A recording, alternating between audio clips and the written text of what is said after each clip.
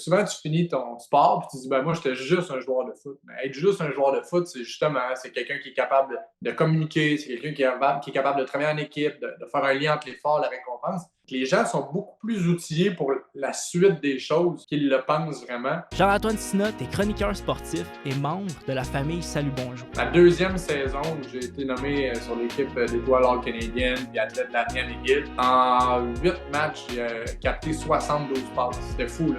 C'était spécial. Je vivais quelque chose que je n'avais jamais vécu. Là, j'étais devenu un joueur clé, mais dans une équipe qui ne gagnait pas. Mais tout ça, pour moi, ça a été un apprentissage incroyable. Les coachs, c'est des enseignants du football. Est-ce que, selon toi, c'est un skills que les meilleurs coachs ont? Tu n'as pas coaché tant qu'ils n'ont pas compris. N'importe quel ancien athlète, puis tu te demandes c'est qui l'entraîneur qui a eu le plus grand impact sur toi, c'est celui qui voulait transformer une vie, pas juste transformer un scoreboard. On dit souvent que la RSEQ est une ligue à 2 équipes. J'aimerais t'entendre là-dessus, avec la vision que tu as en tant que chroniqueur, quelqu'un qui suit ça depuis très longtemps, qui a joué au sport. Bonjour tout le monde, bienvenue sur Le Game On. Je suis votre host, William Rochefort, et aujourd'hui, je suis très excité. J'ai la chance de recevoir en studio. Écoute, aujourd'hui, je pense qu'on peut l'appeler un peu la tête du football universitaire à la télévision, en tout cas. Charles-Antoine Sinot, bienvenue. Merci d'avoir accepté mon invitation sur mon podcast. C'est très apprécié, man. J'ai vraiment hâte qu'on discute aujourd'hui. Merci, man, d'avoir accepté. Merci de l'invitation. C'est toujours le fun de pouvoir jaser de foot universitaire en plus avec un produit du foot universitaire. Donc, je te remercie à toi là, de m'avoir tendu la perche. C'est très apprécié. Comme à l'habitude, chaque personne qui vient sur mon podcast a le droit à une introduction. Donc, Charles-Antoine, voici ton intro. Charles-Antoine Sinot, t'es chroniqueur sportif et membre de la famille Salut Bonjour. T'es originaire de Trois-Rivières. C'est à 11 ans que tu fais tes débuts au football. Après tes années d'études au secondaire, tu décides de porter les couleurs du Diablos du cégep de Trois-Rivières, avec lesquels tu vas soulever un bol d'or. À l'université, de 2006 à 2011, tu décides de porter l'uniforme des Redmen de l'université McGill. Durant ces années, tu vas être nommé athlète de l'année, tout sport confondu. En plus d'être capitaine de l'équipe, tu fais partie des équipes étoiles universitaires. À la fin de ta carrière universitaire, tu entres dans l'histoire du football avec le plus grand nombre de passes captées en une saison et en carrière. C'est en Europe que tu décides d'aller finir ta carrière de joueur avec les Centaures de Grenoble, une équipe de Division 1. Aujourd'hui, tu es reconnu comme être la tête du football universitaire au Québec. Charles-Antoine Sinot, bienvenue sur Le Game On. C'est un plaisir de t'avoir. En faisant un peu de recherche, j'ai remarqué que le sport, en fait, ça ressemble... ça fait hyper longtemps dans ta vie que tu en fais, depuis 11 ans. Puis je sais, je te suis en ce moment, tu continues à en faire tout le temps, tu te tiens en forme. À 11 ans, qu'est-ce qui t'a décidé de partir dans le football? C'est une excellente question. J'avais joué au hockey, au soccer quand j'étais tout jeune. Le sport a toujours fait partie de ma vie, de ma tête. Ma mère, qui est très, très artistique, m'avait proposé à un moment de jouer du violon. Puis j'avais répondu en disant, est-ce que c'est un sport, ça, le violon? Elle m'avait dit non. Donc, j'avais décidé de laisser faire le violon. Donc, j'ai comme toujours été attiré vers le sport. En secondaire 1, au séminaire Saint-Joseph à Trois-Rivières, à l'époque, c'était comme le début du football, là, le football académique. Tu pouvais seulement commencer en première année de secondaire. Donc, je me souviens d'avoir vu un attrapé d'un receveur des Steelers de Pittsburgh avant d'avoir débuté le football, puis d'avoir eu comme une illumination, une révélation. Je voulais absolument tenter ma chance. Mon père est un gros fan de foot. C'était un fan des Bills de Buffalo. J'ai grandi en regardant Doug Flutie évoluer comme corps arrière avec les Bills de Buffalo. Donc, il y a comme toujours eu un peu de football autour de moi. Puis quand j'ai commencé cette première journée-là au séminaire Saint-Joseph à Trois-Rivières, j'ai su que c'était mon sport. J'ai délaissé toutes les autres disciplines. J'ai joué à Québec au séminaire Saint-François également parce que ma famille a déménagé à Québec. Puis quand je suis revenu à Trois-Rivières, j'étais convaincu que je voulais que ce soit mon sport. Donc, j'ai complété mon secondaire en sport-études à l'Académie des Estacades. Donc ça fait longtemps qu'on dirait que je sais qu'il y a quelque chose entre moi et le football. Puis je suis tellement content que ce sport-là fasse encore partie de mon quotidien 20 ans plus tard. Non, sérieux, c'est vraiment cool. Et j'espère que ton père est encore un bon fan des Buffalo Bills parce qu'en tout cas, en ce moment, ils ont tout le temps des bonnes saisons. Exact. Ben, écoute, il mériterait un Super Bowl. Là. Lui a vécu les 4 défaites en 4 ans consécutifs au Super Bowl des Bills à l'époque.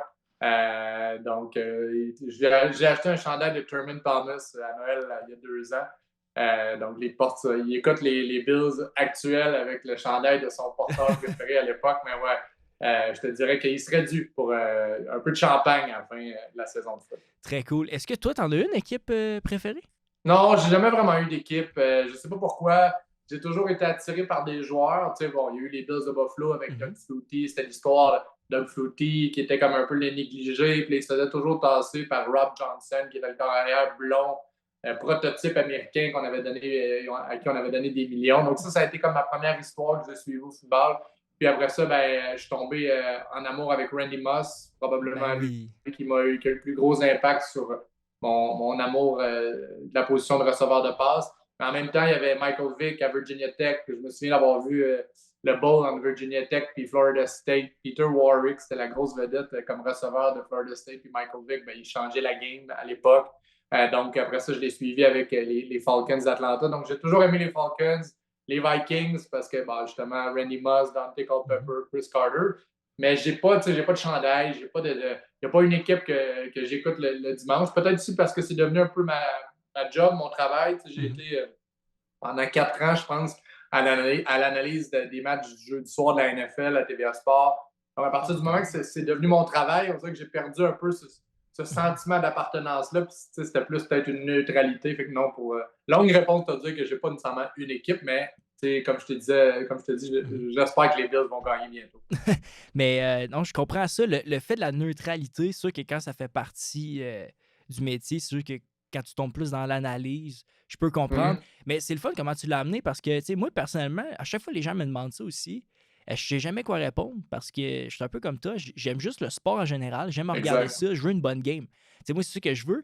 Puis, tu sais, moi, dans le temps, mettons, tu m'as demandé c'était qui mon équipe. Je t'aurais dit, c'est les Packers, man, parce que c'était Aaron Rodgers et tout.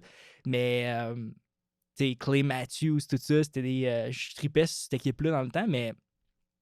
Tu sais, aujourd'hui, je pourrais même pas dire si j'ai une équipe préférée. J'aime juste le sport. Puis, ouais, 100%. Le but, c'est d'avoir du bon football. En parlant de bon football, tu es allé à Trois-Rivières. Tu as joué pour les Diablos. Pourquoi tu as choisi les Diablos? Je sais que c'est chez toi quand même. J'ai envie de t'entendre là-dessus. Est-ce que c'est aussi dans le temps que les Diablos, c'était le head coach, c'était dans ces années-là? C'était qui déjà le head coach dans ces années-là? Martin Cotto. Martin Cotto. Il y avait... qui est décédé malheureusement l'an passé. D'ailleurs, dans les dernières semaines, on s'est rendu toute la gang des anciens Diablos à Trois-Rivières. Le terrain porte maintenant son nom, donc ils ont souligné l'apport qu'il y a eu au programme. Puis, c'est vraiment pas pour te corriger, mais à l'époque, on a gagné 3 bols d'or. En fait, j'ai gagné 3 bols d'or en 3 ans. Donc, c'était vraiment les belles années des Diablos. Ils en ont même gagné un 4e l'année où je suis parti pour McGill. Donc, à l'époque, c'était quand même une référence en 2e division. J'ai toujours, puis écoute, on pourrait avoir la discussion avec d'autres intervenants, mais moi, j'ai toujours cru que au niveau collégial, à tout le moins, quand tu étais bien servi dans ta région, je ne vois pas toujours la nécessité de quitter. Je pense que tu vas quitter éventuellement pour aller jouer universitaire. Puis tout le monde a des réalités différentes, là, évidemment. Fait que je suis qui pour juger, mais moi, je trouve que comme on est tellement bien servi par 27 cégep ou 28 là, qui offrent des programmes de football. J'ai jamais eu le désir de quitter. Évidemment, c'était une époque où il y avait moins de recrutement, qu'il y avait moins d'entraîneurs à temps plein et le programme chez nous était vraiment solide. Donc, j'ai fait partie des Diablos dans ces années-là, puis on a gagné le bol d'or 3 années de suite. Ben, tu fais bien de me corriger parce que, tu sais, 3 ans, c'est vraiment bon. Puis, tu sais, quand je faisais la recherche ta bio, justement, c'est que il avait mentionné que tu avais gagné le bol d'or. Puis, il y avait une partie qu'il disait, c'était un peu peut-être la façon comment c'était écrit, je l'avais mal compris, mais qui était marqué que c'était 3 années de suite ou je sais pas trop. Mais en tout cas, il y avait une façon qu'il l'avait écrit que j'étais comme, je suis pas sûr, je vais être conservateur, je vais marquer une fois. Mais merci de m'en corriger là-dessus, c'est vraiment cool. 3 bols d'or. En parlant de bols d'or, est-ce que ça fait trop longtemps? As-tu des histoires de ces bols d'or-là qui t'ont marqué peut-être? Qu'est-ce que tu as appris? Je sais que, tu sais, le cégep, tout cas, pour ma part, c'est un moment qui m'a forgé. Tu sais, on arrive là, on a 17 ans, on sort de là, tu es dans la vingtaine, tu commences à être un adulte, tu t'en vas pour certains marchés du travail, pour d'autres universitaires. Toi, comment ça t'a marqué cette époque-là? Ben, il y a des histoires que je pourrais pas te raconter parce que T'es pas le ça fait seul qui me partie, sort ça, là. ça fait partie du folklore, mais il y en a une qui me vient en tête qui implique une piscine du cégep, des conduits de ventilation en pleine nuit, mais justement, je n'irai pas plus loin que ça. Non, c'est les plus. Tu sais, ma gang de chums, mes meilleurs amis encore aujourd'hui, c'est mes coéquipiers au Diablos. On s'est rejoints ensemble dans un moment quand même charnière de nos vies, tu l'as dit.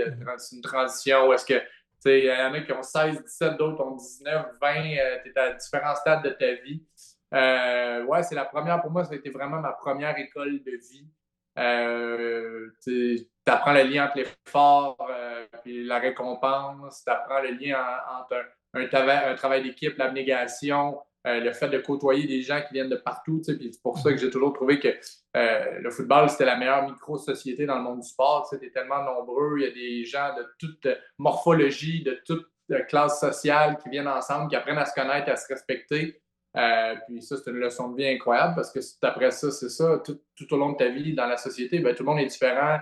Tout le monde a une façon de réfléchir qui est différente. Mais lorsque tu démontres assez d'ouverture pour travailler ensemble, ben, tu accomplis des grandes choses. Fait que nous, ça avait été ça à l'époque. Il y a eu 3 types de saisons. Il y a une saison où on a été invaincus. C'était incroyable. 8-0, une domination complète. Mais il y a eu aussi une saison où est-ce qu'on était 4-6 après 10 matchs de saison régulière. Puis on a tourné complètement la destinée de l'équipe en éliminatoire. Donc, ouais, ça a été vraiment une école de vie incroyable. Puis tout ce que j'ai de plus solide comme éthique de travail, comme comportement, comme façon d'aborder les choses, c'est sûr que ça s'est construit à partir de mes années collégiales. Mhm. Par la suite, c'était les Redmen. Mm-hmm. Dans ces années-là, ça ressemblait à quoi le recrutement?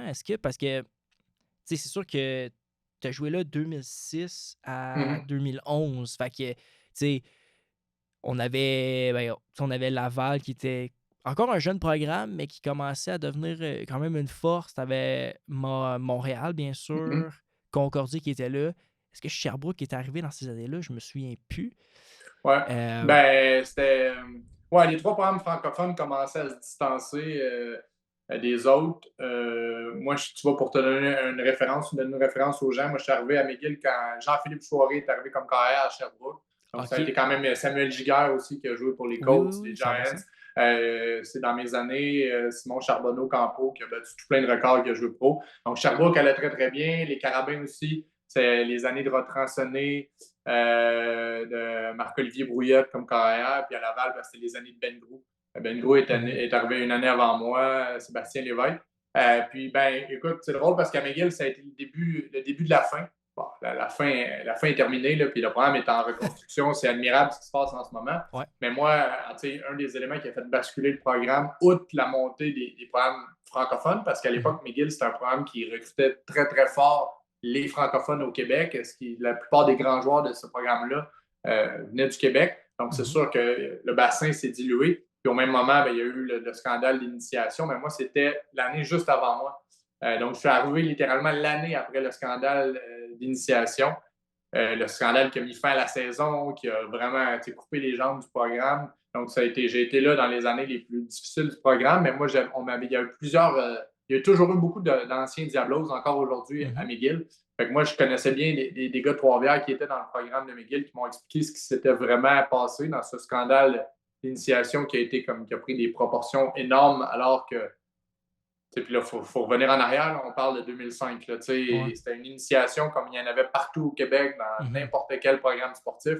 C'est plus le cas aujourd'hui, puis c'est correct. Là, on a évolué sur le sujet. Mais à McGill, ce qui s'était passé à l'époque, c'était pas pire qu'ailleurs. Puis il n'y a jamais eu c'était Dr. Broom, puis le ballet. Puis ça s'est jamais vraiment passé, mais c'est pas comme ça que c'est sorti dans les médias. Tout ça pour dire que malgré ce scandale-là, moi, je n'étais pas effrayé d'aller à McGill. J'avais été recruté par le Rouge et Or, par les Carabins. J'ai visité les 2 programmes. Je suis allé en visite à Sherbrooke.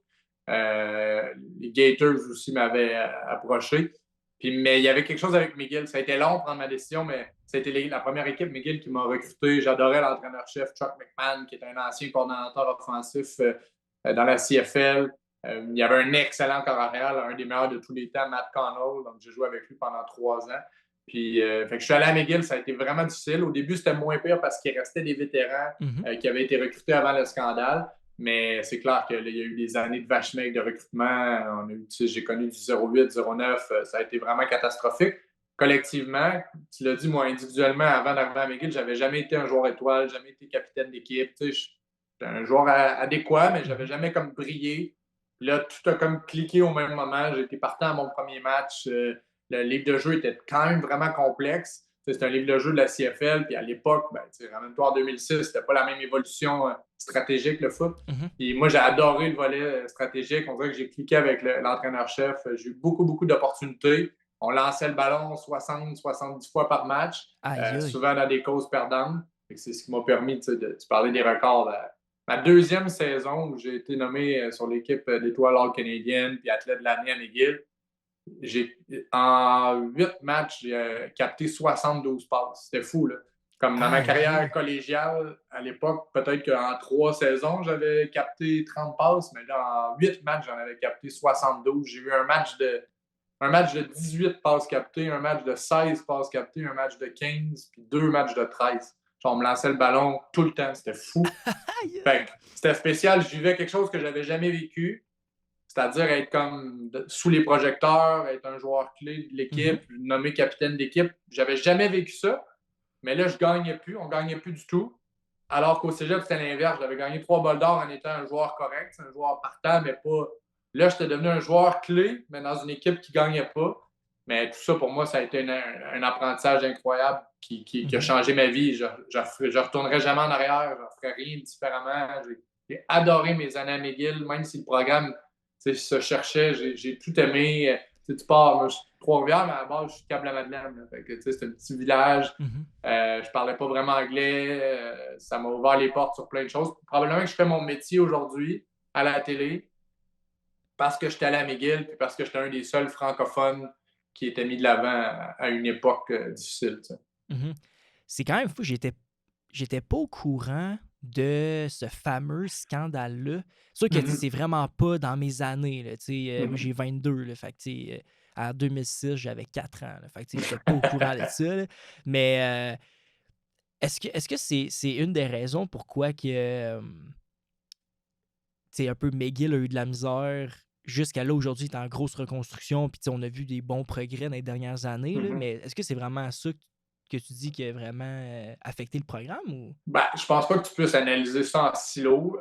C'est une des causes, assurément, parce qu'à partir de ce moment-là, un peu pour sauver sa réputation internationale, sa réputation académique, McGill, c'est une marque très, très forte qui résonne partout dans le monde. Puis là, la marque où le bouclier était comme percé par un scandale qui était très négatif. Donc, l'université, rapidement, s'est dégagée de ça. Elle a annulé la saison sans vraiment aller au fond du dossier. Donc, c'est clair qu'il s'est créé une distance entre le programme de football et entre l'université. Puis là, à partir de ce moment-là, tu perds ta carte de visite numéro 1, parce que la réalité, c'est que dans le processus de vente qui est le recrutement, lorsque tu es capable de transmettre la valeur académique, puis que le jeune est réceptif et ses parents, parce que, tu sais, toutes les universités au Québec offrent un superbe rendement académique. Là, vraiment, tous les choix sont bons. On est choyés. On a des bonnes universités sportives, mais aussi académiques. Mais reste que McGill, là, tu peux aller à Bangkok, tu peux aller en Afrique, tu peux aller en Europe. Les gens connaissent McGill. Ça vaut quelque chose. Ça permet de côtoyer parmi l'élite mondiale. T'sais, moi, je joue au foot à tous les jours. Contre le Weakside Corner, il est agent de Connor Bedard aujourd'hui. Mais j'ai des fonds... la marque Frank & Oak, une marque de vêtements, a été fondée par un de mes anciens coéquipiers. Je jouais avec Laurent Duvernay-Tardif, qui est comme un des noms qui rayonnent le plus à l'international. Tu as des prix Nobel. Ça vaut tellement cher, ça, que si tu n'es pas en mesure de bien le vendre parce qu'il y a eu une situation problématique, une controverse, c'est clair que tu perds ta première carte de visite qui, depuis, a été rapatriée. Maintenant, l'université travaille vraiment mieux avec le programme de football. Le recrutement fait en sorte qu'on peut cibler les meilleurs étudiants athlètes. Puis dans certains cas, des jeunes qui, au cégep, se sont peut-être un peu égarés, qui ne sont pas catastrophiques à l'école, l'université va dire, parfait, je suis prête à en endosser 2, 3, 4 par année qui peuvent changer la donne sur le terrain en autant qu'ils nous prouvent pendant la première année à l'école que c'était une erreur de parcours, le cégep, académiquement, Mhm. mais qu'ils vont maintenir une moyenne. Moi, je trouve que c'est une bonne façon de faire parce que il y a quand même des jeunes qui méritent d'avoir une chance académique, d'autant plus que tu vas faire rayonner le programme. D'une autre façon, tu vas faire rayonner l'université. Donc, je pense que la façon qu'on utilise maintenant est vraiment solide. Donc, à l'époque, ça a fait très, très mal à ça. Mhm. Puis, par exemple, si début 2000, si tu mets McGill et Laval au même niveau, ben, pendant que McGill s'est mis à régresser, Laval a progressé à une vitesse folle. Les Carabins ont suivi tranquillement, maintenant sont petits. Donc, le gap s'est créé dans les deux directions. Donc, c'est en grande partie ce qui explique pourquoi ça a été difficile. C'est que Mhm. ça a été difficile à McGill, puis les autres étaient à une autre vitesse. Ouais, Ça a c'est été ça. long avant qu'il y ait autant d'entraîneurs à temps plein, puis tout ça. Donc, c'est un peu ça qui résume la situation, selon moi. Mhm. Puis après ça, t'es juste en mode rattrapage, fait que Ouais. c'est compliqué. Puis tu sais, j'ai parlé avec Alex Surprenant, justement, puis il était venu sur le podcast, il m'avait dit ça, tu sais, il m'a dit, les études, les notes, ça devrait pas être une excuse pour Mhm. revenir à McGill. Il dit, on a la preuve, on a recruté 52 gars cette année. Il dit, tu sais, ces gars-là, il y avait toutes des notes différentes, tout ça, mais ça devrait pas être une excuse parce que tu peux pas venir à McGill. Il dit, tu Mhm. peux avoir de l'éducation qui est reconnue partout dans le monde, comme tu dis. Fait que, tu sais, puis l'affaire qu'il m'a dit aussi, c'est que, tu sais, probablement que si t'as pas les notes, puis même si des fois ça apporte dans l'air, t'es pas capable de rentrer, c'est parce que t'es pas fait pour juste venir dans le programme, tu sais. Mhm. Fait que c'est une affaire il m'avait qui m'avait souligné que j'ai trouvé hyper intéressant. Tu as parlé que tu étais devant les spotlights un peu durant tes saisons, tu t'attrapais énormément de passes, tu avais eu un rôle assez important. C'est quoi que tu as vraiment appris? Tu as dit que tu as beaucoup appris de ça. C'est quoi que tu as appris, que tu as ressorti des fameuses leçons de ces saisons-là avec McGill? Mhm. Ben, collectivement, j'ai appris la résilience. Puis j'ai pris le mandat qui me venait naturellement à l'époque, même si je n'avais jamais fait ça, de tirer avec moi le monde vers le haut, parce qu'il y en a plusieurs qui abandonnaient rapidement. Tu sais, c'était difficile, là. On se faisait battre parfois par 50. Tu sais, fait que souvent, l'abandon arrivait en début de match, arrivait en début de saison, puis après ça, ben, tu sais, quand tu perds un peu le lien collectif dans l'équipe parce que là, les gars, ils jouent pour eux-mêmes, puis tu sais, Mhm. tu baisses ton niveau de sérieux, que ce soit consciemment ou inconsciemment. Fait que moi, pendant 5 ans, j'ai essayé en tout cas de travailler fort pour garder les gens serrés, faire des initiatives pour pallier au fait que ben, on avait peut-être plus autant d'argent, qu'on avait peut-être moins de soutien. Fait que je sais pas, j'ai eu le goût d'aider le collectif quand j'étais Mhm. là. Ça m'a permis de développer des attributs justement qui m'aident aujourd'hui. Tu sais, je travaille en équipe, là, la télé, ça ressemble drôlement au football du fait que ben, il y a quelques personnes qui sont devant la caméra, mais il y en a tellement derrière Mhm. qu'on ne voit pas. Comme au foot, là, tu peux même pogner 18 passes, mais tu as besoin de ta ligne à l'attaque, tu as besoin de ton Exact. personnel de soutien, tes entraîneurs. J'évolue dans un milieu qui me rappelle beaucoup, beaucoup le football. Donc, d'avoir eu un rôle de leadership à l'époque, ça m'a aidé beaucoup à développer ces qualités-là. Puis, tu vois, individuellement parlant, puis il y a un lien à faire encore une fois, ben, j'ai appris à gérer le stress, à gérer la pression, à performer dans un moment X, parce que quand tu te fais viser 20 fois par match, ben, il faut que tu livres la marchandise. Puis je suis devenu très, très exigeant avec moi-même, exigeant pendant leur season. Je n'ai pas manqué un seul entraînement pendant 5 ans. J'étais dévoué, dédié. Euh, puis tu vois, aujourd'hui, ben, je travaille quand même sous pression. Mon travail est en direct. Fait que, c'est la même chose. Quand Effectivement. la lumière rouge de la caméra allume, c'est là que je dois livrer. J'aurais pas nécessairement une deuxième chance puis une troisième chance. C'est un milieu qui n'a pas nécessairement de filet de secours, que tu dois performer. Si tu ne performes pas, il y a quelqu'un qui veut ta job, comme dans le sport. Fait que je pense que ça aussi, individuellement, ces années-là m'ont formé à ce que je fais aujourd'hui. En tout cas, moi, dans ma tête, je fais beaucoup, beaucoup de liens Mhm. entre les défis que j'avais à l'époque et les défis que j'ai aujourd'hui. Ouais, comme quoi le sport, tu sais, les leçons que tu apprends dans le sport t'aident à te forger à devenir la personne que tu deviens aujourd'hui. Tu sais. C'est ça qui est vraiment beau. Puis c'est pour ça que je pense que c'est hyper important d'au moins bouger et de pratiquer un sport qui peut te permettre de te challenger dans la vie. Tu Mhm. sais. Ben, moi, je me suis rendu compte, puis j'essaie de le dire aux jeunes aux jeunes, aux gars que je côtoie là, au football universitaire qui arrivent en fin de stage universitaire. sais, quand tu es dans un vestiaire, que tu es dans un milieu de sport de haut niveau, ben, tu côtoies des gens qui te ressemblent. En tout cas, Mhm. des gens qui vivent la même réalité que toi. Donc, ça devient ta réalité. Quand tu arrives dans le marché, sur le milieu du travail, le marché du travail, après, tu te rends compte rapidement que la majorité des êtres humains n'ont pas nécessairement eu à vivre des grands moments de stress, n'ont pas nécessairement eu à travailler en équipe avec des grandes équipes, n'ont pas nécessairement eu à faire preuve de résilience, de Mhm. capacité d'adaptation. Alors que toi, ben, c'est ce qu'on t'a appris. Parce que souvent, tu finis ton sport et tu te dis, ben, moi, j'étais juste un joueur de foot. Mais être juste un joueur de foot, c'est justement, c'est quelqu'un qui est capable de communiquer, c'est quelqu'un qui est capable de travailler en équipe, de faire un lien entre l'effort et la récompense. Les gens sont beaucoup plus outillés pour la suite des choses qu'ils le pensent vraiment en étant dans un milieu de sport à 24/7. C'est ça la vraie vie. Tu te rends compte vite que c'est pas ça la vraie vie, mais que tu as une préparation qui te distingue des autres. Mhm. Non, effectivement, j'aurais pas pu mieux le dire. C'est vraiment bon comment tu l'amènes. La Ligue canadienne, ça n'a pas fonctionné pour toi? Tu as décidé Mm-hmm. d'aller en Europe? Ben, tu vois, c'était quand le foot s'est mis à bien aller individuellement, c'est devenu un objectif. J'ai eu comment ça fonctionnait le combine. Il n'y avait pas de combine régional à l'époque. Mhm. Il y avait seulement une liste de 50 qui invitait les Oh 50 mon Dieu, meilleurs OK. joueurs au combine à Toronto. Donc, c'était 3 jours, c'était centralisé à Toronto. Puis j'avais été invité, donc je faisais partie des 50 qui ont été invités.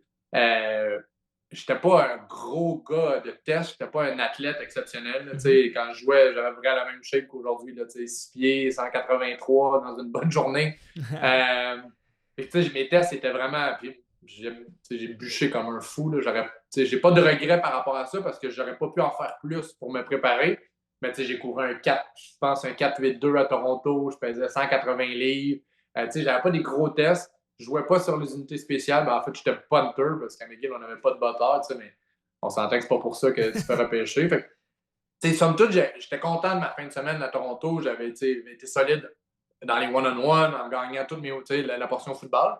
Puis là, ben, au repêchage, j'ai pas été sélectionné, j'ai pas eu d'appel. Ça a été la plus grosse déception de ma vie à ce moment-là, c'est clair. Puis je suis retourné faire ma dernière année à l'université, j'ai fini mon bac, puis je suis parti jouer en France. J'ai signé un contrat avec les Centaures de Grenoble. Je savais que c'était ma dernière année de foot. Puis ça a été probablement les 6 ou 7 plus beaux mois de ma vie en France. C'était incroyable là, comment c'était une belle expérience. J'étais comme signé pour être joueur-entraîneur. Il n'y avait pas Ah nécessairement ouais! d'entraîneur. Ouais, puis, il m'avait embauché comme receveur de passe puis coordonnateur offensif. Il m'avait demandé si j'avais déjà joué QB. J'avais dit oui en exagérant ou en amplifiant mon dossier, mais j'avais juste joué corps arrière, genre Benjamin dans le temps où est-ce qu'il fallait que je fasse une passe par série. Puis je suis arrivé là, puis la deuxième journée, le corps arrière français s'est blessé, donc je suis devenu corps arrière. Puis j'ai fait toute la No way! saison comme corps arrière, qui était ma dernière de foot. C'était malade. Là, je devenais coordonnateur offensif, je gérais le caucus, j'avais mes audibles à la ligne de mêlée, je redécouvrais mon sport. Puis l'histoire est quand même intéressante parce que en Europe, c'est des systèmes de relégation-promotion, comme au soccer. Mhm. Donc, si tu gagnes la deuxième division, l'année suivante, tu es en première division. L'équipe, les Centaures de Grenoble, arrivait en première division. C'était la première saison après avoir gagné le D2. Les attentes étaient ultra faibles. Il y a des gros programmes en France, là, le Flash de Mhm. Courneuve, à Tonon-les-Bains notamment, qui ont des gros budgets. Nous, on arrivait, on était comme la petite équipe de rien. Puis c'était finalement, en tout cas, longue histoire courte, on s'est rendu en finale nationale. On avait fini deuxième, donc on a accueilli une demi-finale devant 8000 personnes dans le stade de rugby à Grenoble. Puis, 8000, dit comme ça, c'est pas énorme, mais considérant qu'à la première game, il y avait 80 personnes dans les estrades, dans No un petit way! parc de Grenoble. C'était fou, là, les gars, ils ne comprenaient pas. Il y avait 8000 personnes dans le plus gros stade de la ville, parce que le rugby est très, très fort à Grenoble. On a gagné la demi-finale. On s'est rendu au troisième plus grand stade de Paris, Charletti. Il y avait 10 000 personnes. On s'est fait éclater en finale, mais c'était la première fois de l'histoire du football français qu'une équipe qui était à sa première année en D1 se rendait en grande finale. Ça a été hallucinant ce qu'on a vécu comme émotion. Puis on a joué 13 matchs parce qu'on s'est rendu en finale. C'est le plus grand nombre de Mhm. matchs sur 7 mois. J'ai eu le temps de voyager. Tu sais, Oh, c'est quoi là, quand tu nice! es étudiant à l'université, tu ne voyages Mhm. pas. Là, tu travailles Ouais. l'été pour ne pas travailler pendant le foot. Puis tu ramasses de l'argent quand tu peux. Là, on voyageait une semaine sur deux. Il n'y avait pas toujours des matchs. Il n'y avait pas toujours de l'entraînement. Je suis allé en Suisse, en Espagne, en Italie. J'allais partout en France. J'étais avec un de mes coéquipiers de McGill. Donc, les deux, on avait été signés. on faisait 1 000 € en dessous de la table par mois. C'est ce qui était, c'est 1 300$ par mois, mais Mhm. logé, nourri, il y avait à tous les jours dans un restaurant, le restaurateur nous mettait une assiette devant nous. On mangeait au resto chaque midi. Ah, c'est quand On même avait une cool. voiture payée, le gym, tout ça. Fait j'ai vécu le rêve, j'ai Mhm. trippé bien raide. Puis quand j'étais à Grenoble, tu peux re-signer. Il m'avait proposé de Mhm. revenir pour l'hiver suivant, mais j'ai été accepté à la maîtrise à McGill. Donc, Ouais, je très suis cool. revenu à McGill pour poursuivre mes études. Puis je me suis mis à coacher au foot avec les Redmen, justement. Mhm. En parlant de tes études, justement, ton bac, tu le fais en enseignement, c'est ce que je Ouais. comprends. Puis ensuite, tu étudies en psychologie du sport. Ouais. Ouais. J'ai question pour toi là-dessus. J'ai vu ta chronique que tu as fait sur le coaching 101. OK? Mhm. Parce que tu m'as dit que tu viens de me dire que tu as coaché à McGill. Puis tu sais, on dit souvent que les coachs, c'est des enseignants du football, tu sais. J'ai plusieurs coachs, justement, sur le podcast qui m'ont dit ça. Ils m'ont dit, tu sais, moi, comment je vois ma job, c'est comme étant un enseignant et non un Mhm. coach. Je pense que c'est important. Est-ce que, selon toi, c'est un skills que les meilleurs coachs ont? Le principe le plus important pour répondre à ta question, pour moi, c'est une citation, un nom de livre de John Wooden, Mhm. qui est cité dans la chronique que tu mentionnes. Tu n'as pas coaché tant qu'ils n'ont pas compris. You haven't taught until they've learned. Je pense qu'il n'y a pas suffisamment d'entraîneurs qui mettent ça de l'avant. Parce que tu peux savoir, peu importe, tu peux être une encyclopédie de foot, tu peux être une bible de ton sport, tu peux avoir toutes les connaissances tactiques, historiques de ton sport dans ta tête. Si tu n'es pas capable de l'expliquer, puis que les jeunes ne sont pas capables de le maîtriser, ben, tu ne fais pas ta job. Fait que Mhm. c'est clair que la pédagogie est essentielle parce que tu dois transformer ce que tu as dans ta tête, ce que toi tu comprends, en quelque chose qui est digeste pour les jeunes. On est chanceux, on est privilégié au football parce que c'est un sport académique. Donc, dans les plus bas niveaux, c'est quand même fréquent que ce sont des entraîneurs des enseignants qui vont entraîner, donc qui maîtrisent la pédagogie parce que la pédagogie, c'est une science. Mhm. C'est une science qui a été prouvée, démontrée. Si tu vas dans mes études, ben, c'est ce que j'ai appris, la littérature scientifique, sur comment transmettre des connaissances, comment construire un exercice, comment construire un entraînement, comment construire un plan de pratique, comment justement que le corps fonctionne, comment le cerveau fait des liens dans son processus d'apprentissage. Fait que c'est clair que ça fait toute la différence. Puis je suis convaincu que tu parles à n'importe qui, n'importe quel ancien athlète, puis tu demandes c'est qui l'entraîneur qui a eu le plus grand impact sur toi, ben, c'est probablement pas celui qui pouvait te décortiquer le cover 4, les différents packages de pression. C'est celui qui carait le plus Ouais. par rapport à toi. Lui qui voulait vraiment avoir un plus grand impact sur l'humain avant Mhm. l'athlète, qui voulait transformer une vie, pas juste transformer un scoreboard. Donc, pour moi, c'est sûr que c'est la qualité principale de n'importe quel entraîneur à n'importe quel niveau, c'est d'être pédagogue, parce que si le jeune ne comprend pas, ben, ça ne sert à rien, tout ce que tu dis. Non, exact. J'aime ça comment tu l'amènes. Tu sais, ça me fait un peu penser de. Tu sais, c'est pas de. Tu sais, c'est d'enseigner un peu la prochaine génération, veut pas. Donc, tu sais, c'est leur. Tu sais, Mhm. tantôt, on parlait de. Tu sais, le sport, ça te forge à devenir la personne que t'es. Ben, c'est un peu le même principe. Puis c'est vrai que les coachs que tu te souviens, au bout du compte, c'est les coachs qui ont vraiment voulu créer une relation avec toi, tu sais, une Mhm. relation avec le joueur. Puis, il y a un autre point que les coachs me sortaient souvent aussi, c'est le coaching a beaucoup évolué. Puis, il me disait que, tu sais, maintenant, quand tu coaches les joueurs, ils te demandent tout le temps pourquoi. Pourquoi on fait ça? Puis dans ta chronique, tu dis que c'est important d'expliquer l'exercice, de pourquoi on fait l'exercice, parce qu'il faut que les athlètes comprennent, faut qu'ils comprennent le pourquoi pour ensuite le faire puis l'appliquer. Mhm. Euh, je suis curieux de t'entendre là-dessus, parce que, tu sais, les coachs, un peu sans le savoir, ils m'en ont parlé, puis après ça, je vois ça, puis tu m'en parles. Mhm. Intéressant. Ben, tu sais, encore une fois, si on se base sur la science du sport, puis tous les Mhm. articles scientifiques, puis là, quand je parle de ça, là, je parle pas un scientifique en sarreau, là, tu sais, avec ses formules chimiques, là, tu sais, moi, ma maîtrise en psychologie sportive, on a fait Mhm. un mémoire de maîtrise. Je suis allé à la rencontre de 6 assistants-entraîneurs, les 6 meilleurs, là, selon un paquet Ouais. de critères, dans le football universitaire canadien à l'époque. Puis on les a interviewés avec un guide d'entrevue là, vraiment solide, étoffé. On a transcrit leurs réponses, on a décodé tout ce qu'ils mentionnaient, puis on a prouvé ou en tout cas, on a démontré c'était quoi les tendances. C'est ça la littérature scientifique, c'est de Mhm. parler aux experts, d'essayer de comprendre ce qu'ils ont en commun. Il y a un des éléments les plus importants dans l'apprentissage. Les gens connaissent souvent le principe du 10 000 heures d'expertise. Ça prend Ouais. 10 000 heures pour devenir un expert. Mais quand tu lis vraiment cette approche théorique-là, ce n'est pas 10 000 heures pour 10 000 heures. Ce n'est pas juste d'accumuler des heures, c'est 10 000 heures de pratique délibérée. La pratique délibérée, c'est une pratique qui est intentionnelle, où est-ce qu'il y a une réflexion puis une compréhension. Ça veut dire que pendant 10 000 heures d'entraînement, oui, tu vas faire des exercices, mais tu vas réfléchir en même temps. Et ce que ça fait, c'est que ton cerveau est tellement impliqué que tu crées des connexions neuronales qui sont Mhm. multiples. Au lieu de juste faire un truc sans arrêt, parce qu'il y en a des entraîneurs qui font bon, fais un drill de compte, fais-les, fais-les, fais-les, fais-les. Oui, ton corps l'apprivoise. Mais pour vraiment avoir des souvenirs, une compréhension euh, kinesthétique, il faut que ton cerveau fasse des liens à tout moment. Mais pour faire des liens, il faut qu'il réfléchisse. Pour réfléchir, il faut que, comme entraîneur, comme pédagogue, il faut que tu l'interroges. Il faut que tu l'amènes à réfléchir, d'où d'avoir une logique derrière ce que tu fais. Fait que c'est clair que ça fait toute la différence. Ça fait une tentacule dans ton cerveau, tu sais. Puis ça fait que, ben, en temps réel, dans un match, inconsciemment, ton corps va faire des choses qu'il a appris.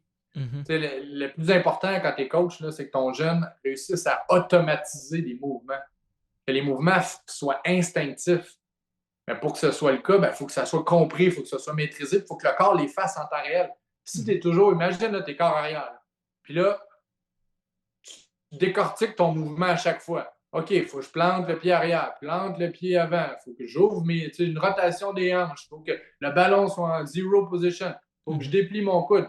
Tu as 12 risques de te tromper parce que tu as 12 éléments dans ton mouvement. Il faut que ce Mhm. soit un seul mouvement qui est automatisé. Puis pour ça, faut que tu réfléchisses dans le processus d'apprentissage. Mhm. C'est comme, ben, c'est de créer des associations dans le Ouais, coaching. Puis c'est ça. Après ça, ben, c'est d'avoir des reps. Puis une fois que tu as bien compris, ça crée du muscle memory. Tu sais, exact. c'est. C'est tout à fait ça. Mhm. Non, c'est vraiment cool. Je suis curieux de savoir la maîtrise que tu as fait en psychologie sportive. C'est quoi que tu tu sais, en fait, c'est quoi exactement que tu as appris Mhm. dans cette maîtrise-là? Tu sais, c'est tellement. J'ai l'impression que c'est tellement large. Tu sais, c'est. Toi, tu as Mhm. plus travaillé sur le coaching, est-ce que je comprends? Ouais, ben, le projet de recherche, le projet de Mhm. maîtrise était sur le coaching, mais j'avais quand même une charge de cours, tu sais, donc Ouais. psychologie du sport, l'histoire du sport, tout ça. On a appris sur la visualisation, sur la gestion du stress, sur le développement du leadership, toutes des choses que je t'ai mentionnées qui sont des sciences, donc Mhm. vraiment quelles sont les théories. Mais tu vois, un des éléments clés au centre de la recherche sur le coaching, puis ça aussi, ça s'applique pour toutes les organisations, toutes les équipes, que ce soit des équipes sportives ou des équipes de Mhm. travail, n'importe quoi. Euh, un des éléments qui est fondamental, c'est la vision ou la philosophie. On peut appeler ça comme on veut. Tout le Mhm. monde parle de ça. C'est quoi notre philosophie d'équipe? Mais ce qui est encore plus important que la vision d'une équipe, c'est comment elle est développée puis comment elle est implantée. Parce que c'est facile pour un coach de dire, moi, je pense, voici c'est quoi ma vision d'équipe. Ouais. On l'applique. Là, ça ne devient plus la vision de l'équipe, c'est la vision du coach pour l'équipe. Encore une fois, machinalement ou automatiquement, les joueurs et les assistants entraîneurs vont dire, bon, on va faire ce qu'il dit. Mais si tu veux avoir vraiment un impact sur un groupe, sur un vestiaire, il faut que tu les interroges, il faut que tu leur poses des questions. Bon, qu'est-ce qui est essentiel pour vous? Selon vous, là, comment on doit construire notre équipe? Qu'est-ce qu'on veut mettre de l'avant? Tu poses des questions, tu récoltes les connaissances, puis après, tu construis la vision. Donc, oui, comme entraîneur-chef, tu as le dernier mot, puis c'est toi qui vas l'appliquer. Mais il Mhm. faut que tu ailles chercher de l'information. Comme ça, tu impliques les gens dans le processus. Puis là, ils se sentent responsabilisés. Puis quand après ça, tu leur représentes la fameuse vision que tu as développée, ils vont dire hey, il m'a écouté. Ouais, c'est vrai, ça fait partie de ce que j'ai partagé. Puis là, ensemble, avec les assistants entraîneurs que tu auras aussi interrogés, ben, tu Mhm. vas l'implanter. Tu as bien plus de chances que tes adjoints, tes assistants fassent partie du groupe, fassent partie du mouvement au lieu de juste faire ce que le boss a dit. Mhm. La vision d'équipe est importante, mais ce qui est encore plus important, c'est que tout le monde participe à la confection, à la réflexion, puis ensuite à l'implantation de l'équipe. Puis là, tu as des vraies chances d'avoir un vestiaire qui transcende. On les voit, ces équipes-là, là, où il y a quelque chose de magique, là, on sent Ouais. qu'il y a une unité. Mhm. C'est pas de la magie. Il y a quelqu'un qui a travaillé fort pour construire quelque chose qui vient à se matérialiser pendant la saison. Hyper intéressant. Hyper intéressant ce que tu Mhm. amènes. C'est tellement un bon point. Aïe, aïe. Je suis capable de faire des liens avec plein de choses, mais même aussi avec la vie de tous les jours. Tu sais, Ben oui. étant dans des projets personnels ou peu importe, c'est des choses que tu peux associer, des choses que tu peux utiliser justement pour ton futur. Ben Tellement ouais, merci. du leadership, c'est du leadership. La gestion du Exact. stress, c'est de la gestion du stress. Puis une équipe, c'est une équipe. Peu importe, tu portes un uniforme ou tu portes un veston-cravate, c'est les mêmes principes, c'est le cerveau humain. Puis c'est la Exact. façon que le cerveau interagit ensemble. Merci sérieusement d'avoir partagé ça. Très pertinent. Comment t'es devenu finalement, parce que tu n'as pas étudié en journaliste, Mhm. tu es inscrit en enseignement, tu as fait une maîtrise en psychologie, ça n'a aucun rapport avec le métier que, ben, aucun rapport. Tu n'as pas fait les études standards, mettons, d'un Mhm. journaliste. Comment tu es devenu chroniqueur Ouais. sportif à la télévision et tout ça? Ben, c'est un concours de circonstances qui revient à mes années à McGill. Je n'avais jamais rêvé, espéré, voulu faire ça. Là. Moi, je Mhm. pensais travailler dans le monde du sport. Ben, d'ailleurs, j'ai coaché, j'ai travaillé dans des fédérations sportives au début quand j'ai commencé à faire des médias, c'était à temps partiel. Fait que moi, j'étais convaincu que j'allais travailler dans le monde du sport, mais plus un peu dans le monde de la science du sport. Euh, Quand je suis revenu, en fait, quand j'étais en Europe, en France, à Grenoble, j'ai eu un appel du directeur des sports de Radio-Canada, puisqu'à l'époque, le football universitaire, les matchs de football universitaire étaient diffusés à Radio-Canada. Puis là, ben, quand McGill jouait, j'étais francophone, j'étais capitaine d'équipe, fait que c'était souvent moi qui se retrouvais à faire les entrevues à la mi-temps ou après les matchs. Mhm. Fait que j'ai reçu un appel en disant écoute, dès l'an prochain, on aimerait ça ajouter un panel à la mi-temps. Il y avait seulement un descripteur et un analyste. Donc, on aimerait ça ajouter un panel qui va être là avant le match à la mi-temps, puis on a pensé à toi comme ancien joueur. Ça te tente-tu? OK, parfait. Fait que moi, je commençais ma maîtrise. Fait que c'était comme ma job étudiante le samedi d'aller à Ah, Concordia, à Laval, puis juste partager mon expérience d'ancien étudiant athlète.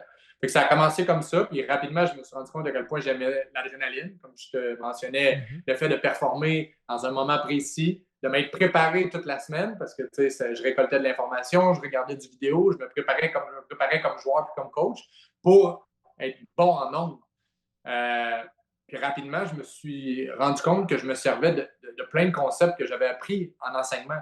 Parce qu'en éducation physique, tu apprends à vulgariser du sport pour une classe. Dans une classe, tu vas en avoir 5 qui vont être exceptionnels, 5 Mhm. qui n'auront aucune maîtrise du sport. Puis dans le milieu, ben, tu en as qui sont à différents moyens de compréhension. Mais quand je parle à la télé, c'est exactement la même chose. Là. Je peux tant parler à la grand-maman d'un joueur qui est en Mauricie, qui ne connaît rien au football, mais qui a le goût de voir son petit garçon faire quelque Mhm. chose, ou je peux aussi parler à un entraîneur collégial qui connaît le foot autant, peut-être même plus que moi. Donc, à l'intérieur d'une phrase, de quelques secondes d'analyse, il faut que je rejoigne les deux.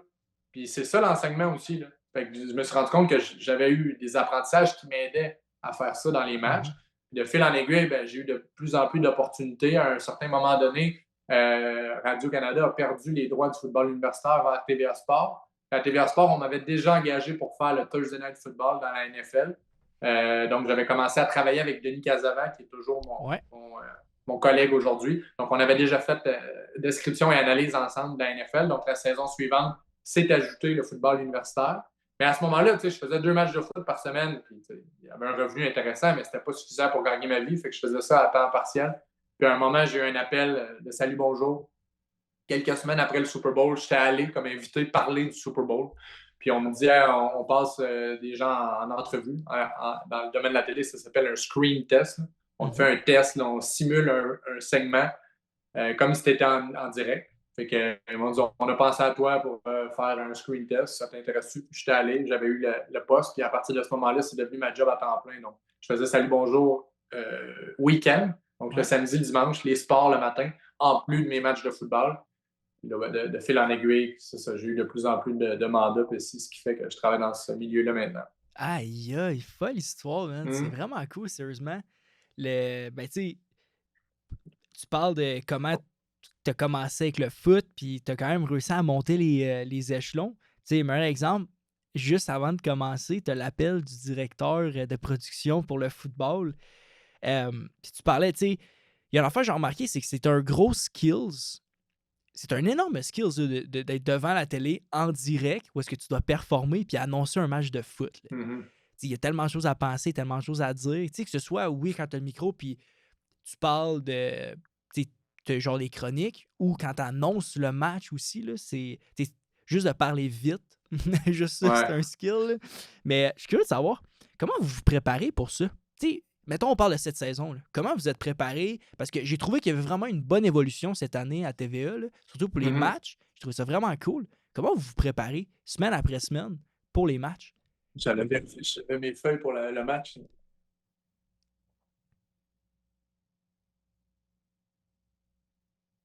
Je vais te montrer. Un petit peu.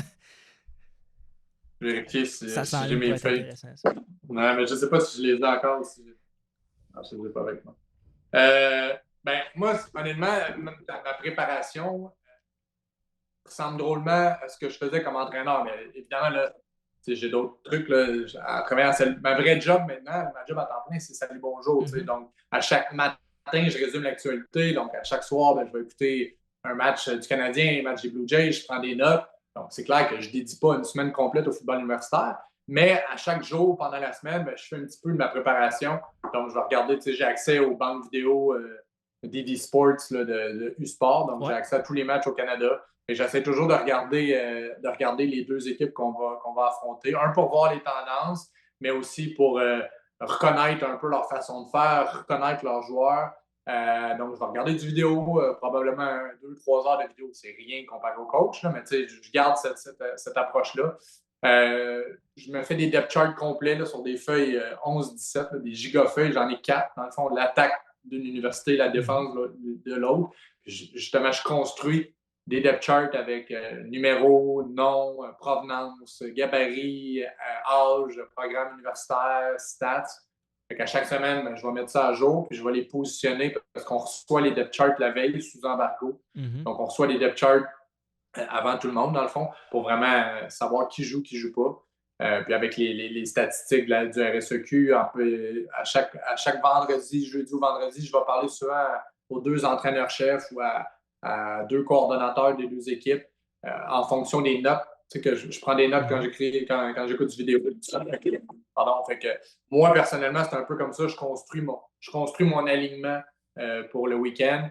On a une rencontre à chaque mardi en équipe où est-ce que, bon, c'est quoi les enjeux à surveiller, c'est quoi les angles, quels sont nos invités, est-ce qu'on va rencontrer un joueur, préparer un topo qu'on va présenter à la mi-temps, c'est quoi les éléments techniques, parce que c'est énorme, là, la technique. Tu sais, dans le fond, les stades de foot, là, ils sont nus avant qu'on arrive. Là, Non, c'est pas comme, effectivement. par exemple, le Centre Bell. Là, il y a des kilomètres et des kilomètres de fils qui sont installés la veille. Là, les caméramans, les techniciens les déroulent du fil pour que la fibre optique, pour que le son, pour que les caméras se rendent. Donc, on construit pas un stade de foot, mais on construit un stade télévisé, alors que dans la NFL, chaque stade est construit comme le Centre Bell pour la LNH, est construit avec toute la technologie intégrée. Donc, il y a toute cette préparation-là aussi technique la veille. On arrive les jours de match 3 heures avant environ. On a une autre rencontre de production. Puis ensuite, il y a des entrevues avec les coachs. Moi, je vais jaser avec les entraîneurs sur le terrain là, pour avoir les dernières informations, les derniers joueurs blessés. Puis c'est ça. Fait que c'est vraiment. On prépare un match comme les équipes peuvent préparer leur match. Tu sais. Ouais, non, exact. Sérieusement, vous vous préparez. C'est impressionnant de voir ça, sérieusement. C'est. Ben, tu sais, pour faire de quoi de professionnel, il faut être bien préparé aussi. Puis, tu sais, c'est bien fait. Fait que c'est le fun de voir ça, mais tu sais, je m'attendais vraiment pas à ça. C'est vrai que c'est cool de voir ça. Par curiosité, pour toi, ça représente quoi de. Tu sais, d'annoncer justement les matchs universitaires au Québec? Moi, je suis privilégié, puis je le fais encore 12 ans plus tard ou même 15 ans plus tard parce que ma première saison à la télé, c'était en 2011. Donc, 15 ans plus tard, je le fais avec la même passion. Je me pose toujours la question en début de saison, est-ce que est-ce que je suis encore autant motivé? Parce que, tu sais, faire le match en soi à la télé, c'est le fun. Mhm. Mais tu sais, passer des heures et des heures sur Google à rentrer un nom d'un jeune, puis à savoir que OK, sa mère est allée aux Olympiques ou tu sais, sa grand-mère est impliquée là. Parce que j'essaie de trouver des informations parce que, Mhm. tu sais, quand tu parles d'Ivan Demidov, tout le monde le connaît. Mais tu sais, quand tu nommes un joueur universitaire, la réalité, c'est que le monde du foot le connaît. Mais la personne qui décide de synthétiser le match de foot ne le connaît pas, puis c'est correct ainsi. Fait Exact. que, tu sais, faut présenter, il faut raconter une histoire. Tu ne peux pas simplement parler des numéros et des noms. Faut que Mhm. tu construises une histoire. Puis des histoires dans le foot universitaire, il y en a tellement. Des histoires de résilience, des histoires de performance académique, de combiner les deux. Il faut les trouver, ces histoires-là. Fait que, à chaque début de saison, je me pose la question, est-ce que j'ai encore envie de faire le grind nécessaire pour être prêt puis pour avoir des belles histoires? Puis à chaque année, ben, la réponse me vient facilement. Fait que je suis super content. Je suis vraiment privilégié de faire ça. Puis, je pense, je te ramène à la grand-maman d'un joueur. Tu sais. Peut-être que pour elle et sa famille, ça va être la seule fois, la première fois qu'on va parler de leur famille à la télé.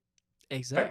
que ça peut être un moment important pour eux. Puis Mhm. une fierté incroyable pour une grand-maman, pour une mère, un père, un oncle, d'entendre parler de son jeune, de sa famille, de son nom de famille, de l'histoire familiale. Fait que moi, pouvoir mettre ça en lumière, ben, je trouve ça vraiment je trouve ça beau, puis je suis privilégié de le faire. Mhm. Non, sérieusement, je suis vraiment d'accord avec toi là-dessus. Puis c'est vrai qu'on n'en parle pas, c'est moins mis de l'avant, c'est sûr, tu sais, c'est complètement différent, tu sais, mais je pense que ça se développe, tu sais, tranquillement, on en entend plus de parler, puis tu sais, si on parle, mettons, plus côté télé, mais tu sais, après ça, tu sais, si tu regardes les programmes individuels, ils ont commencé à essayer de développer vraiment plus leur image de marque, puis tu sais, Ouais. de s'afficher, mais c'est vraiment cool. Puis je pense que l'approche que tu as, c'est vraiment la bonne. Tu sais, mettons, moi, je me remets en perspective. Moi, une des raisons qui me fait arrêter le football, c'est. Tu sais, j'en ai deux principales, mais une de ces deux-là, c'est l'à côté. Tu sais, est-ce que. La question que je me suis demandé, comme toi, tu sais, on aime tout ça aller jouer le match le samedi, là. Mhm. Mais est-ce que c'est le temps que tu veux mettre après ça dans la préparation? Est-ce que ça te tente encore de le faire? Puis, tu sais, après ça, si tu commences à le faire à 50%, ben rendu là, c'est plate pour toi, mais c'est parce que ça joue ses autres gars aussi. Faut pas que tu oublies Mhm. ça. Fait Ouais. mais je trouve ça cool comment tu l'amènes. Vraiment, c'est vraiment cool parce que tu vois, j'étais capable de relate à ce que tu dis. Mhm. Ben, tu sais, puis je le fais à ce niveau-là parce que je veux le faire, mais je suis chanceux, mais surtout les étudiants athlètes et les universités sont chanceuses d'avoir mon collègue comme descripteur, tu sais, parce que Denis Casavant, pour moi, bon, on peut avoir le débat, mais pour moi, c'est le meilleur descripteur sportif au Québec. Là. Denis Mhm. Casavant, il peut autant faire les séries mondiales, C'est vrai un qu'il est très match de bon. la LNH, un match de foot professionnel. Puis Denis Casavant, il n'a pas besoin, le samedi matin, de prendre son camion, de partir, il reste dans les Laurentides, puis de s'en aller à Sherbrooke pour décrire un match de football universitaire. Tu sais, on s'entend, il est rendu à un point de sa carrière. Mais il le fait par passion, il le fait parce qu'il adore le sport. Puis j'espère que les programmes et les jeunes, peut-être les jeunes le connaissent moins, mais comprennent à quel point ils sont choyés d'avoir une des meilleures, sinon la meilleure voix, qui amène une rigueur incroyable parce que lui aussi, il respecte le produit, Mhm. veut justement mettre en valeur puis en lumière, c'est différent. Fait que, tout ça pour dire que moi aussi, c'est la moindre des choses qu'aux côtés d'un mentor exceptionnel, je livre, j'amène le même niveau de préparation puis d'intensité. Puis au final, c'est les jeunes qui en bénéficient, je pense. Mais surtout, c'est le sport parce que quand tu penses à ça, là, au Québec, outre les Jeux olympiques, là, le football universitaire, c'est le seul sport amateur qui est vraiment à la télé. C'est Donne-moi vrai. un autre sport amateur là, qui a une diffusion à chaque week-end. Puis on le voit aussi dans le reste du Canada, il n'y a pas de diffusion de football universitaire. Donc, Ah ouais, tu je savais sais, pas ça. ben, il y en a ici et là, des fois dans les matchs de la Coupe Vanier en demi-finale Mhm. nationale, mais les autres provinces n'ont pas une structure télévisuelle aussi solide que la nôtre. Puis les autres sports au Québec non plus. Tu sais, même la LHJMQ, tu sais, qui peut être vue parfois comme un peu le penchant, là, tu sais. La LHJMQ, c'est plus vraiment à la télé. En tout cas, tout ça Mhm. pour dire que je pense que c'est un beau produit, puis les gens l'apprécient parce que ça reste une business. Là. Entre toi et moi, là, on peut bien Exact. avoir toutes les meilleures intentions. Si tu n'as pas de code d'écoute, si tu ne vends pas de pub, ben, tu ne dépenseras pas des dizaines de milliers de dollars. Puis ça coûte cher de produire un match de foot universitaire. Ouais, Là. C'est plusieurs effectivement. dizaines de milliers de dollars à chaque fois. Là. C'est Donc, il faut qu'il y ait crazy, quelque chose ça. qui revienne. C'est une business, là. Fait Non, que, exact. Non, 100%, tu as entièrement raison, mais c'est vrai que c'est quand on met les chiffres là-dessus que tu dis, Colin, c'est vrai qu'on y pense pas, mais ça coûte cher. Là. Tu sais, la dernière fois que TVA Sport était au Vert et Or contre McGill, je pense, ou mhm, ouais. hey, je me promenais, là, puis je voyais les caméramans, puis les fils, tout ça, il y en a tellement, puis tu parlais, tu sais, ça coûte cher, ça, tout ça, déplacer Ouais. l'équipement, tout ça, l'installer. Vraiment, Tu sais, les gens aiment ça souvent dire pourquoi à TVA ne présente pas tous les matchs de foot, puis ça n'a pas de bon sens. Puis il y a une saison, on l'a fait. On a présenté 2 matchs de foot par week-end. 2 matchs de foot, ben, c'est 2 installations, c'est deux mhm, fois plus de caméramans, 2 fois plus de preneurs de son. C'est 2 camions mobiles. Vous avez peut-être déjà vu les camions mobiles là, qui sont amenés sur les lieux d'un match sportif. Là. mhm, Le camion, là, ça vaut des millions en technologie parce que c'est le centre de transmission, c'est des écrans. Ben, quand on a présenté les 2 matchs, ben, ça fonctionnait moins bien parce que les gens ont un appétit pour le foot universitaire, mais peut-être un match par semaine. Tu sais, le week-end, à l'automne, il y a mille et un projets. Là. Vider la piscine, racler les feuilles, aller aux pommes, profiter du soleil. Ils sont là pour un match de foot universitaire, par contre. Donc, quand on en présente un par week-end, ben, ça devient quand même rentable parce qu'encore une fois, dans la vie, c'est pas juste du bénévolat. Il y a des exact. entreprises derrière tout ça. Mais 2, ça devenait un peu moins rentable parce qu'il y avait peut-être moins d'appétit pour regarder 2 matchs de foot. Donc, en tout cas, souvent, je l'entends circuler, mais pourquoi ça n'a pas de bon sens de ne pas faire 2 matchs? Ah, ben, il y a quand même des gens qui réfléchissent à tout ça et qui comptent ce que ça vaut et ce que ça coûte de présenter un match de foot. Mhm, non, exact. Puis, tu sais, en même temps, c'est les gens qui sont là pour le match, mettons pour TVA, ben, ils sont là pour. En fait, ils vont être là à 100%. Ils ne seront pas déconcentrés, Mhm. whatever, ils vont être vraiment là. Fait que c'est là que ça crée un produit, un Mhm. service qui fait vraiment du sens. Vraiment cool. On dit souvent que la RSEQ, c'est une ligue à 2 équipes. OK? Mhm. Le rôle et l'impact du football universitaire au Québec, on en parle là, ça quand même. Les gens sont intéressés, les gens aiment ça. J'aimerais t'entendre là-dessus, avec la vision que tu as en tant que chroniqueur, quelqu'un qui suit ça depuis très longtemps, qui a joué au sport. Comment toi, tu as vu ou tu vois l'évolution de notre sport? Ben, ces 2 programmes-là dominent le sport. On ne peut pas se mettre la tête dans le sable. Puis, depuis quoi, 2002 ou 2001, les Coupes Dunsmore se sont alternées entre Québec et Montréal parce qu'ils ont fait les choses de la bonne façon, parce qu'ils ont décidé de casser le moule, parce qu'ils ont décidé de oser. Ils ont vu le potentiel pour une université, pour une ville. Il y a quand même des situations géographiques qui aident les deux. On s'entend qu'à Québec, on a quand même une grosse population, un milieu des affaires qui a une soif, un appétit pour encourager le sport. D'ailleurs, les remparts remplissent la bâtisse presque à chaque fois aussi Mhm. parce qu'il n'y a pas d'autres compétitions sportives. Ça, c'est les deux. Donc, il y a quand même un contexte sportif. L'Université de Montréal est allée chercher justement le marché montréalais. Ce sont des grandes et des grosses universités qui ont des dizaines de milliers d'étudiants, qui ont des anciens aussi qui sont capables de s'impliquer. Donc, c'est clair qu'ils ont cassé le modèle pour le mieux et qui ont forcé tout le monde à s'améliorer. Pour au final, quand tout le monde décide d'investir plus dans le sport étudiant et le sport amateur, ben, c'est la société qui, qui, Tant qui, mieux. qui en gagne. Fait que jamais je vais remettre en doute ce que ces 2 universités-là ont fait, parce qu'on a décidé d'embaucher plus de coachs. En développant du meilleur football, ben, il y a eu, ça fait des petits, il y a eu plus de programmes collégiaux, plus de programmes juvéniles, donc plus de jeunes qui ont la possibilité de bouger, plus d'adultes qui sont employés à temps plein comme pédagogues. Donc, tu sais, ils ont créé un système exceptionnel. Il Mhm. faut le reconnaître. Là, ça a changé la façon de faire du foot au Québec pour les 100 prochaines années.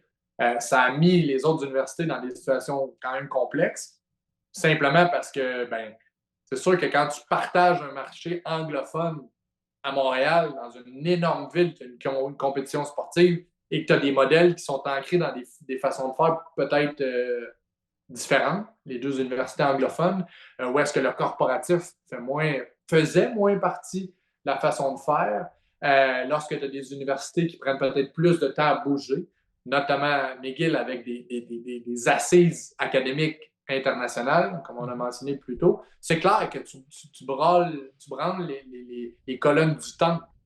Donc, ça a été plus long. Mais tu vois, on voit une progression qui est quand même intéressante. Ces universités-là ont maintenant 4, 5, 6, 7 coachs à temps plein, ont des systèmes de promotion qui sont bien meilleurs qu'avant. Ils sont au niveau des autres universités? Non. Mais il y a des contextes là-dedans. Tu sais, on voit Bishop qui, à un moment donné, n'était pas capable de suivre de par sa structure, de par le nombre d'étudiants, de par le bassin de population qui les entourait. Tu ne peux pas l'inventer. Tu ne peux pas Mhm. tu peux pas créer une population de 700 000 Effectivement. habitants. Donc, tu sais, il y a la puissance des deux plus gros, mais il y a aussi un contexte qui a favorisé une croissance plus vite des Carabins et du Rougeard.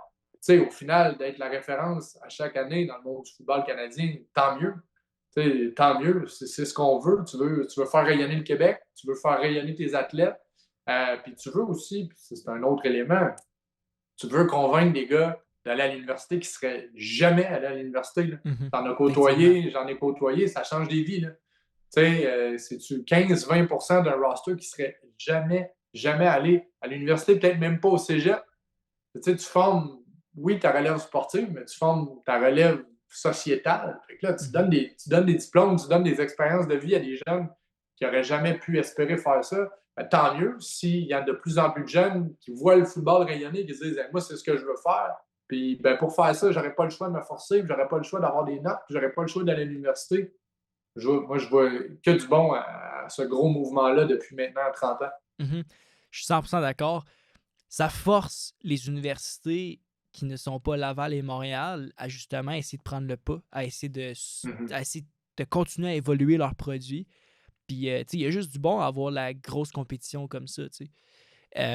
C'est intéressant. Puis aussi, pour revenir ces athlètes, comme j'aime ça poser cette question-là à la majorité des joueurs que j'ai invités sur le podcast, c'est est-ce que est-ce que sans le sport, tu aurais vraiment à continuer tes études? Tu serais-tu allé au bout? Puis la Mm-hmm. plupart du temps, c'est non, tu sais. Les gars, ils ont de la misère, mais le sport était là. Pourquoi pas continuer? Donc, Mm-hmm. puis tu l'as dit, tu sais, peu importe le bac qu'ils font, peu importe les études qu'ils décident d'aller faire, ben écoute, au moins, ils vont l'avoir fait. Puis ils vont avoir grandi dans une organisation. Ça va leur avoir permis à peut-être avoir une meilleure vie, une meilleure qualité de vie que si ils avaient décidé d'arrêter ou juste jamais pratiquer le foot puis ils avaient lâché l'école, tu sais. Mhm. Ben, tu Mais sais, il y a quoi, 3%, 2-3% qui vont jouer pro. c'est Puis de ça. ce 2-3%-là, il y en a peut-être 2-3% qui vont signer un deuxième contrat, Mhm. puis commencer à faire un peu de sous intéressant. Fait que là, le 97 autres pourcents, qu'est-ce qu'il y a en échange? Ben, si bien fait les choses, il y a un diplôme, il y a une carrière, il y a des outils pour changer sa vie, changer la vie de sa famille. Mhm. C'est énorme, là, ça, pour une société. Tu comprends? Exact.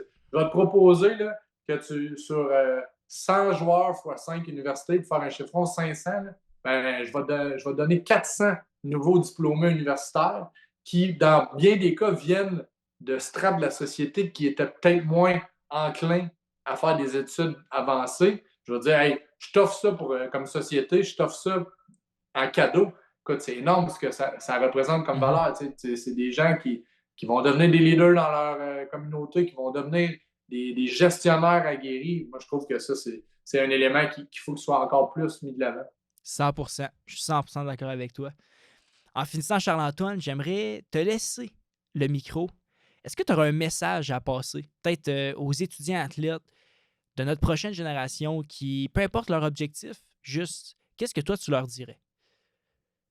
Je pense que l'élément qui est souvent omis ou oublié parce qu'il n'est pas encore maîtrisé par les étudiants athlètes de cet âge-là, c'est de développer la capacité d'apprendre à apprendre et à se rendre compte de ce qu'on est outre le sport.